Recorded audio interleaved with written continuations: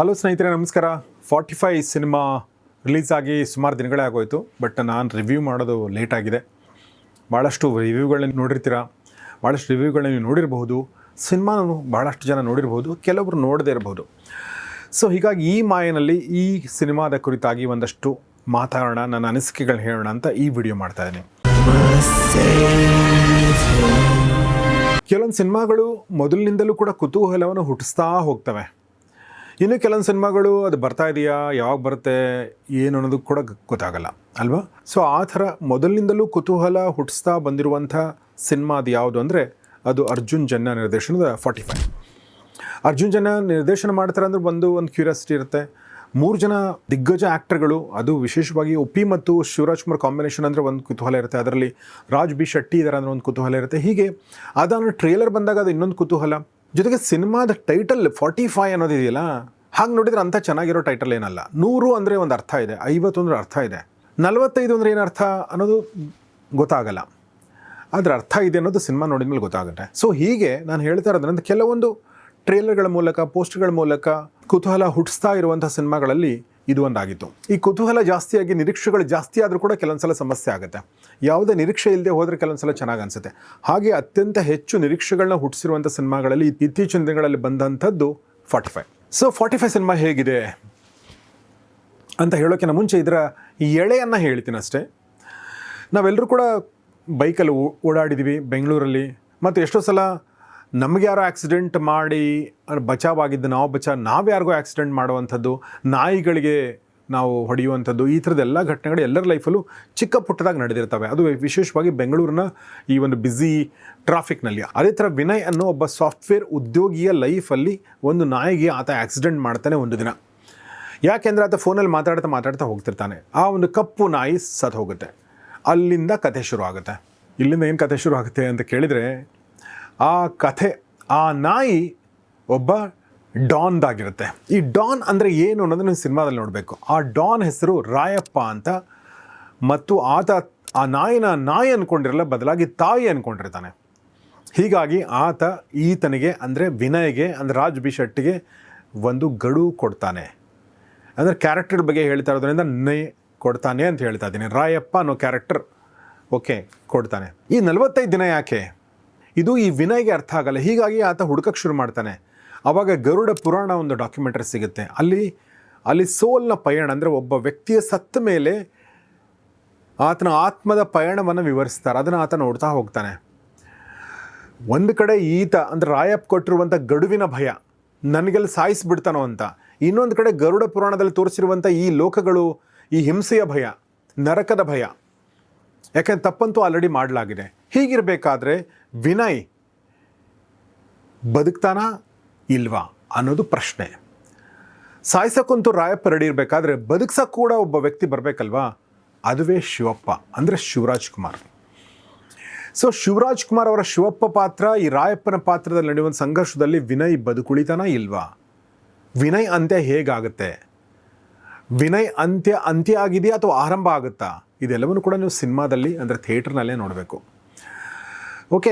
ಇಂಥ ಒಂದು ಕಥೆಯನ್ನು ಚೂಸ್ ಮಾಡಿರೋದಕ್ಕೆ ನಾವು ಅರ್ಜುನ್ ಜನ್ಯ ಅವರಿಗೆ ಅಭಿನಂದನೆ ಸಲ್ಲಿಸಬೇಕು.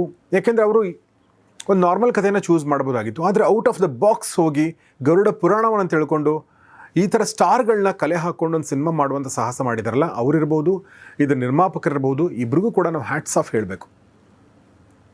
ಯಾಕೆಂದರೆ ಅವರು ಒಂದು ರಿಸ್ಕ್ ಕೂಡ ತೊಗೊಂಡಿದ್ದಾರೆ. ಕಥೆ ಆಯ್ಕೆಯಲ್ಲಿ ಒಂದು ರಿಸ್ಕ್ ಇದೆ.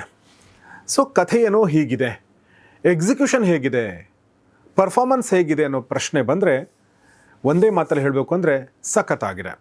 ನನಗೆ ತುಂಬ ಇಷ್ಟ ಆಗಿದ್ದು ಶಿವರಾಜ್ ಕುಮಾರ್ ಅವರ ಅಭಿನಯ. ಶಿವರಾಜ್ ಕುಮಾರ್ ಅವರು ಸಿನಿಮಾದ ಅರ್ಧವಾಗ ತನಕ ಕಾಣಿಸ್ಕೊಳ್ಳಲ್ಲ. ಅದಾದ ನಂತರ ಅವರು ಬೇರೆ ಬೇರೆ ಅವತಾರಗಳಲ್ಲಿ, ಬೇರೆ ಬೇರೆ ಪಾತ್ರಗಳಲ್ಲಿ ಅವರು ಯಾವ ರೀತಿ ಕಾಣಿಸ್ಕೊಂಡಿದ್ದಾರೆ ಮತ್ತು ಇಡೀ ಜರ್ನಿಯನ್ನು ಯಾವ ರೀತಿ ಒಂದು ಕೂಲ್ ಆ್ಯಂಡ್ ಕಾಮ್ ಆಗಿ, ಒಂದು ಸಟಲ್ಲಾಗಿ ಅವರು ಮ್ಯಾನೇಜ್ ಮಾಡ್ಕೊಂಡು ಹೋಗಿದ್ದಾರೆ. ಅಂದರೆ ಅವರ ಪಾತ್ರ ಪೋಷಣೆ ತುಂಬ ಚೆನ್ನಾಗಿದೆ. ಅವ್ರಿಗೆ ಹೇಳಲಾಗಿದೆ ಹೇಗಿದೆ ಸರ್ ನಿಮ್ಮ ಕ್ಯಾರೆಕ್ಟರ್ ಏನು ಅಂತ, ಮತ್ತು ಅದನ್ನು ತುಂಬ ಚೆನ್ನಾಗಿ ಅವ್ರು ಮಾಡ್ಕೊಂಡು ಹೋಗಿದ್ದಾರೆ. ಆದರೆ ಉಪೇಂದ್ರ ಅವರ ರಾಯಪ್ಪನ ಕ್ಯಾರೆಕ್ಟರಲ್ಲಿ ನನ್ನ ಪ್ರಕಾರ ಅಷ್ಟೊಂದು ಕ್ಲಾರಿಟಿ ಇಲ್ಲ.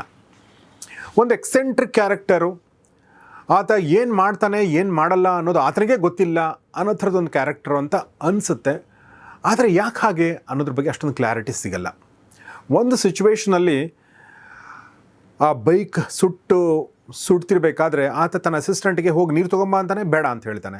ಯಾಕೆ ಹೀಗೆ ಹೇಳ್ತಾನೆ ಅನ್ನೋದ್ರ ಬಗ್ಗೆ ಅರ್ಜುನ್ ಜನ್ಯ ಅವರಿಗೆ ಎಕ್ಸ್ಪ್ಲನೇಷನ್ ಇರ್ಬೋದು, ಬಟ್ ಸಾಮಾನ್ಯ ಪ್ರೇಕ್ಷಕರಿಗೆ ನನಗೆ ಅದೇನು ಅರ್ಥ ಆಗಲಿಲ್ಲ.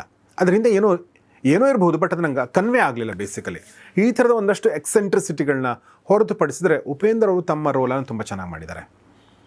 ಓಕೆ, ಜೊತೆಗೆ ರಾಜ್ ಬಿ ಶೆಟ್ಟಿ ಅವ್ರಿಗೊಂದು ಅತ್ಯಂತ ನಾರ್ಮಲ್ ವ್ಯಕ್ತಿಯ ರೋಲ್ ಸಿಕ್ಕಿರೋದ್ರಿಂದ ಆ್ಯಕ್ಚುಲಿ ಅದು ತುಂಬ ಕಷ್ಟದ ಕೆಲಸ. ಅದಕ್ಕೊಂದು ನಿಮಗೆ ಔಟ್ ಆಫ್ ದ ವರ್ಲ್ಡ್ ಏನಾದರೂ ಫೀಲ್ ಕೊಟ್ಟರೆ, ಎಕ್ಸೆಂಟ್ರಿಸಿಟಿ ಕೊಟ್ಟರೆ ಸ್ವಲ್ಪ ಈಸಿ. ನಾರ್ಮಲ್ ವ್ಯಕ್ತಿಯಾಗಿ ಪಾತ್ರ ಮಾಡೋಂದ್ರೆ ಆ್ಯಕ್ಚುಲಿ ಅದು ಸ್ವಲ್ಪ ಕಷ್ಟನೇ. ಆದರೆ ಅದನ್ನು ತುಂಬ ಚೆನ್ನಾಗಿ ಮಾಡಿದ್ದಾರೆ ರಾಜ್ ಬಿ ಶೆಟ್ಟಿ ಅವರು. ಅವರ ಲವ್ ಇಂಟ್ರೆಸ್ಟ್ ಆಗಿ ಕೌಸ್ತುಭಮಣಿ, ತಾಯಿಯಾಗಿ ಇವರು ಮಾನಸ್ ಅವರು ಎಲ್ಲರೂ ಕೂಡ ತುಂಬ ಚೆನ್ನಾಗಿ ಮಾಡಿದ್ದಾರೆ. ಸೊ ಹೀಗೆ ನಡ್ಕೊಂಡು ಹೋಗುತ್ತೆ. ನಾನು ಕತೆ ಒಂದಷ್ಟು ಹೇಳಿದೆ ನಿಮಗೆ. ಈ ಕಥೆಯ ಎಂಡನ್ನು ಹೇಳೋಕ್ಕೆ ಸಾಧ್ಯ ಇಲ್ಲ, ಅದನ್ನು ನೀವು ಸಿನಿಮಾದಲ್ಲಿ ನೋಡಬೇಕು. ಹೇಳಿದರೂ ನಿಮಗೇನು ಅಂಥ ವ್ಯತ್ಯಾಸ ಆಗಲ್ಲ. ಯಾಕೆ ಅಂತಂದರೆ ಕಥೆ ಎಂಡ್ ಹೇಗೆ ಆಯಿತು ಅನ್ನೋದಕ್ಕಿಂತ ಅದನ್ನು ಹೇಗೆ ತೋರಿಸಿದ್ದಾರೆ, ಹೇಗೆ ಎಕ್ಸಿಕ್ಯೂಷನ್ ಮಾಡಿದ್ದಾರೆ ಅದು ಮುಖ್ಯ ಆಗುತ್ತೆ. ಹೀಗಾಗಿ ಥಿಯೇಟ್ರಲ್ಲಿ ಹೋಗಿ ಈ ಸಿನಿಮಾನ ನೋಡಿ ಅಂತ ಕೇಳ್ಕೊಳ್ತೀನಿ. ಓಕೆ, ಯಾಕೆಂದರೆ ಇಂಥ ಒಂದು ಹೊಸ ಪ್ರಯತ್ನಗಳಿಗೆ ಒಂದು ಸಪೋರ್ಟ್ ಮಾಡಬೇಕು ಅನ್ನೋದು ಒಂದು ಕಾರಣ. ಹಾಗಂತ ಈ ಸಿನಿಮಾದಲ್ಲಿ ಏನೂ ತಪ್ಪುಗಳೇ ಇಲ್ವಾ? ಒಂದಷ್ಟಿವೆ. ನಾನು ರಾಯಪ್ಪನ ಕ್ಯಾರೆಕ್ಟರ್ ಬಗ್ಗೆ ಒಂದಷ್ಟು ನಾನು ಹೇಳಿದ ಹಾಗೆ, ಇನ್ನೊಂದಷ್ಟು ನನಗೆ ಪರ್ಸ್ನಲಿ ಇಷ್ಟ ಆಗದಿರೋದು ಏನು ಅಂದರೆ, ಇದು ನಾನು ಮುಂಚೆ ಕೂಡ ಹೇಳಿದ್ದೀನಿ, ಒಂದು ಕಥೆ ಅಂದಾಗ ಆ ಕಥೆಗೆ ಪ್ರಾಮಾಣಿಕವಾಗಿ ನಾವು ಕಥೆನಲ್ಲಿ ಇನ್ವಾಲ್ವ್ ಆಗಿರ್ತೀವಿ. ನನಗೆ ಶಿವರಾಜ್ ಕುಮಾರ್ ಮತ್ತು ಉಪೇಂದ್ರ ಅವ್ರನ್ನ ನೋಡ್ತಾ ಇಲ್ಲ ನಾನು, ಬದಲಾಗಿ ರಾಜ್ ಬಿ ಶೆಟ್ಟಿಯಾಗಿ ನೋಡ್ತಾ ಇಲ್ಲ, ವಿನಯ್ ಆಗಿ, ಶಿವಪ್ಪನಾಗಿ, ರಾಯಪ್ಪನಾಗಿ ನೋಡುವಂಥ ಕಥೆನ ನೀವು ಹಿಡಿದಿದ್ದೀರ. ನಾನು ಹಾಗೆ ನೋಡೋಕ್ಕೆ ನಾನು ಇಷ್ಟಪಡ್ತೀನಿ. ಆದರೆ ಮಧ್ಯದಲ್ಲಿ ಓಂ ತರೋದೋ, ಗರುಡಗಮನ ವೃಷಭ ವಾಹನ ತರುವಂಥದ್ದು ನನ್ನ ಪ್ರಕಾರ ನಾಟ್ ಅ ಗುಡ್ ಐಡಿಯಾ. ಒಂದು ಮಚೂರ್ ಫಿಲ್ಮ್ನಲ್ಲಿ ಈ ಥರದ ಅಂಶಗಳು ನಾವು ಎಕ್ಸ್ಪೆಕ್ಟ್ ಮಾಡಲ್ಲ. ಕಥೆ ಅಂದರೆ ಕಥೆ ಅಷ್ಟೇ ಅಲ್ವಾ?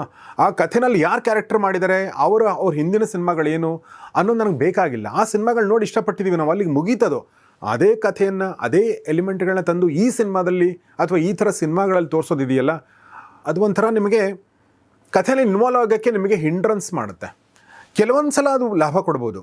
ಕಮರ್ಷಿಯಲ್ ಸಿನಿಮಾದಲ್ಲಿ ಆ ಥರ ಮಾಡಿದಾಗ ಅದು ಒಂದು ಹಂತಕ್ಕೆ ಓಕೆನೋ, ಬಟ್ ಈ ಥರ ಸೀರಿಯಸ್ ಸಿನಿಮಾದಲ್ಲಿ ಈ ಥರ ಜನ್ಮ ಮೃತ್ಯುಗಳ, ನರಕ ಸ್ವರ್ಗಗಳ, ನಮ್ಮ ಫಿಲಾಸಫಿಯ, ನಮ್ಮ ಗರುಡ ಪುರಾಣದಂಥ ಒಂದು ಗ್ರಂಥದ ಸಹಾಯವನ್ನು ತೆಗೆದುಕೊಂಡು ಸಿನಿಮಾ ಮಾಡ್ತಿರ್ಬೇಕಾದ್ರೆ ನಾವು ಆ ಒಂದು ಲೋಕಕ್ಕೆ, ಅದು ಇದೇ ಲೋಕದಲ್ಲಿ ಇದ್ದರೂ ಕೂಡ ಇಡೀ ಕಥೆ ನಡೆಯೋದು ವಿನಯ್ನ ಮನಸ್ಸಲ್ಲ ಅನ್ನೋ ಪ್ರಶ್ನೆ ಬರುತ್ತೆ.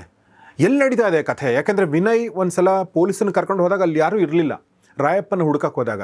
ಹೀಗಾದರೆ ಅದು ಎಲ್ಲಿ ನಡೀತಾ ಇದೆ ಕಥೆ? ವಿನಯನ ಮನಸ್ಸಲ್ಲಿ ನಡೀತಾ ಇದೆ. ವಿನಯನ ಮನಸ್ಸಲ್ಲಿ ನಡೆಯುವಂಥ ಕಥೆನ ನಾನು ನೋಡಬೇಕಾದ್ರೆ ನನಗೆ ಯಾಕೆ ಈ ನಮ್ಮ ಸಿನಿಮಾ ಇಂಡಸ್ಟ್ರಿಯ ಈ ಸ್ಟಾರ್ಗಳ ಹಿಂದಿನ ಸಿನಿಮಾಗಳು ನೆನಪಾಗೋ ಥರ ಮಾಡ್ತೀರಾ ಅನ್ನೋದು ನನ್ನ ಒಂದು ಅಂಬಲ್ ಪ್ರಶ್ನೆ. ಇದರ ಹೊರತಾಗಿ ಗ್ರಾಫಿಕ್ಸು 2025 ಈ ಸಮಯದಲ್ಲಿ ನಾವು ಕನ್ನಡ ಇಂಡಸ್ಟ್ರಿಯ ಗ್ರಾಫನ್ನು ನೋಡ್ಕೊಂಬಂದರೆ, ಕನ್ನಡ ಇಂಡಸ್ಟ್ರಿ ಇದಕ್ಕಿಂತ ಮುಂಚೆ ಬಂದಿರುವಂಥ ಗ್ರಾಫಿಕ್ಸ್ಗಳನ್ನ ನೋಡ್ಕೊಂಬಂದರೆ 45 ಸಿನಿಮಾದ ಗ್ರಾಫಿಕ್ಸ್ಗಳು ಕೂಡ ತುಂಬ ಚೆನ್ನಾಗಿದೆ ಅಂತಲೇ ಅನಿಸುತ್ತೆ. ಇದಕ್ಕಿಂತ ಮುಂಚೆ ಕಾಂತಾರದಲ್ಲಿ ನೋಡಿದ್ವಿ, ಅಥವಾ ಬೇರೆ ಬೇರೆ ಸಿನಿಮಾಗಳು ನೀವು ನೋಡಿರಬಹುದು. ಈ ಸಿನಿಮಾದಲ್ಲಿ ಇಡೀ ಸೆಕೆಂಡ್ ಹಾಫ್ನಲ್ಲಿ ಗ್ರಾಫಿಕ್ಸ್ಗಳು, ಶಿವಪ್ಪನ ಪಾತ್ರ ಮತ್ತು ಕ್ಲೈಮ್ಯಾಕ್ಸ್ನಲ್ಲಿ ಸಾಕಷ್ಟು ಗ್ರಾಫಿಕ್ಸ್ಗಳು, ಅದೆಲ್ಲವನ್ನೂ ಕೂಡ ತುಂಬ ಚೆನ್ನಾಗಿ ಕಟ್ಕೊಟ್ಟಿದ್ದಾರೆ ಅರ್ಜುನ್ ಜನ್ಯ. ಸಾಕಷ್ಟು ಶ್ರಮ ವಹಿಸ್ತಾರೆ ಅಂತ ಗೊತ್ತಾಗುತ್ತೆ. ಆದರೆ ನೀವು ಬೇರೆ ಭಾಷೆಯಲ್ಲಿ ಬರುವಂಥ ಸಿನಿಮಾಗಳು ನೋಡಿಬಿಟ್ರೆ, ಉದಾಹರಣೆಗೆ ಅವತಾರ್ನಂಥ ಸಿನಿಮಾದಲ್ಲಿ ಬರುವಂಥ ಗ್ರಾಫಿಕ್ಸ್ ನೋಡಿಬಿಟ್ರೆ, ನಮ್ಮ ಗ್ರಾಫಿಕ್ಸ್ ಇನ್ನೂ ಒಂದು ಹಂತಕ್ಕೆ ಹೋಗಬೇಕು ಅನ್ನೋ ಒಂದು ಬಯಕೆ ನಮ್ಮ ಮನಸ್ಸಲ್ಲಿ ಮೂಡುತ್ತೆ. ಅದಕ್ಕೆ ಬೇರೆ ಬಜೆಟು, ಇದಕ್ಕೆ ಬೇರೆ ಬಜೆಟು ಅಂತ ಇಂಡಸ್ಟ್ರಿಯವರಿಗೆ ಅನಿಸ್ಬಹುದು. ಆದರೆ ಪ್ರೇಕ್ಷಕನಾಗಿ ನಮಗೆ ನಾವೇನು ನೋಡ್ತಾ ಇದ್ದಿಲ್ಲ ವರ್ಲ್ಡ್ ಕ್ಲಾಸ್ ಕ್ವಾಲಿಟಿ, ಆ ಕ್ವಾಲಿಟಿ ಇಲ್ಲೂ ಕೂಡ ಬರಲಿ ಅನ್ನೋದು ನಮ್ಮ ಆಸೆ. ಸೊ ಹೀಗಾಗಿ ಈ ಕ್ವಾಲಿಟಿ ಚೆನ್ನಾಗಿದೆ, ಆದರೂ ಕೂಡ ಇನ್ನೂ ಒಳ್ಳೆ ಕ್ವಾಲಿಟಿಯ ಗ್ರಾಫಿಕ್ಸ್ಗಳು ನಮ್ಮ ಸಿನಿಮಾದಲ್ಲಿ ಬರಬೇಕು ಅನ್ನೋದು ನಮ್ಮಂಥ ಸಾಮಾನ್ಯ ಪ್ರೇಕ್ಷಕರ ಅಭಿಪ್ರಾಯ ಅಂತ ನನಗನ್ಸುತ್ತೆ. ಸ್ನೇಹಿತರೆ, ಈ ಸಿನಿಮಾದಲ್ಲಿ ನಾನು ನೋಡ್ತಿರ್ಬೇಕಾದ್ರೆ ನನ್ನ ಪಕ್ಕದಲ್ಲಿ ಕೂತ್ಕೊಂಡಿರುವಂಥ ಒಬ್ಬ ವ್ಯಕ್ತಿ, ಒಂದು ಫ್ಯಾಮಿಲಿ ಕೂತ್ಕೊಂಡಿತ್ತು. ಆ ವ್ಯಕ್ತಿ, ಆ ಫ್ಯಾಮಿಲಿಯಲ್ಲಿ ಒಬ್ಬಳು ಲೇಡಿ ಅವರೊಂದು ಪ್ರಶ್ನೆ ಕೇಳ್ತಾರೆ, ಅಲ್ಲ ಅಷ್ಟೊಂದು ಪ್ರೀತಿ ಮಾಡುವಂಥ ನಾಯಿನ ಯಾಕೆ ರಸ್ತೆಯಲ್ಲಿ ಬಿಟ್ಟಿದ್ದಾನೆ ಈ ರಾಯಪ್ಪ ಅಂಥೇಳಿ. ನನಗೂ ಆ ಪ್ರಶ್ನೆ ಬಂತು. ಈ ಪ್ರಶ್ನೆಗೆ ಉತ್ತರ ನಂಗೆ ಕೊನೆಗೂ ಸಿಗಲಿಲ್ಲ. ಓಕೆ, ರಸ್ತೆ ಇರೋದು ನಾಯಿಗಳು ಓಡಾಡೋಕ್ಕೆ, ಮನುಷ್ಯರು ಓಡಾಡೋಕ್ಕೆ? ನಾಯಿಗಳು ಮನುಷ್ಯರು ಎರಡೂ ಓಡಾಡೋಕ್ಕೆ ಅಂತ ನಮ್ಗೆ ಅನಿಸ್ಬೋದು. ಆದರೆ ರಸ್ತೆಗಳನ್ನ ಮಾಡಿರೋದು ಬೇಸಿಕಲಿ ವೆಹಿಕಲ್ಗಳಿಗೋಸ್ಕರ, ಜನರಿಗೋಸ್ಕರ ಅಲ್ವಾ? ಅಲ್ಲಿ ನಾಯಿಗಳು ಬಂದಾಗ ಎಷ್ಟು ಸಲ ಅವಘಡಗಳಾಗಿರೋದು, ಜನ ಸತ್ತಿರೋದು ಕೂಡ ನಾವು ನೋಡಿದ್ದೀವಿ. ಹೀಗಾಗಿ ಈ ಪ್ರಶ್ನೆ ಭಾಳ ಸೂಕ್ತ ಅಂತ ನನಗನ್ಸುತ್ತೆ.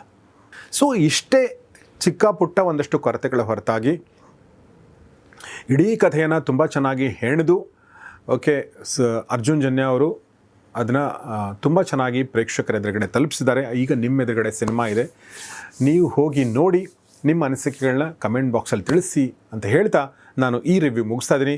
ನೋಡ್ತಾರೆ ಈ ಮಾಯೆ, ನೋಡ್ತಾರೆ ಒಳ್ಳೆ ಸಿನಿಮಾಗಳನ್ನ. ನಮಸ್ಕಾರ.